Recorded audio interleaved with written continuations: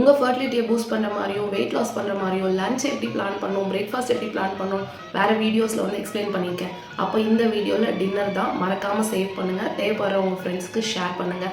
So டின்னர்னு வரும்போது timing தான் ரொம்ப ரொம்ப இம்பார்ட்டண்ட்டு. 7:30க்குள்ளே உங்கள் டின்னரை வந்து முடிச்சிடுங்க.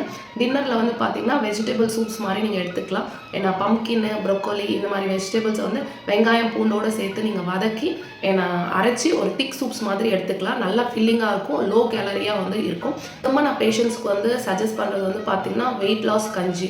ஸோ எங்களோட வெயிட் லாஸ் கஞ்சி வந்து எப்படி ப்ரிப்பேர் பண்ணணும்னா பச்சைப்பயிறு 1/2 கிலோ, கோதுமை வந்து 1/2 கிலோ, குதிரைவள்ளி அரிசி வந்து 1/2 கிலோ, அது கூட சேர்ந்து ராகி வந்து 1/2 கிலோ எடுத்துக்கணும். 100 கிராம் அளவுக்கு கொள்ளு எடுத்துக்கணும், 100 கிராம் வந்து பார்லி எடுத்துக்கணும், மிளகு வந்து ஒரு 10 கிராம் எடுத்துக்கோங்க, சீரகம் வந்து ஒரு 20 கிராம் எடுத்துக்கோங்க. இது எல்லாத்தையுமே கழுவி காய வச்சு ரோஸ்ட் பண்ணி பவுடர் பண்ணி வச்சுக்கோங்க. இதுதான் வந்து வெயிட் லாஸ் கஞ்சி பொடி. இதை எப்படி சமைப்பீங்கன்னா என்னன்னா பூண்டு, சின்ன வெங்காயம், கருவேப்பிலெல்லாம் போட்டு வதக்கிட்டு இதில் வந்து ஒரு 5 விதமான காய்கறி வந்து நான் சேர்க்க சொல்வேன்.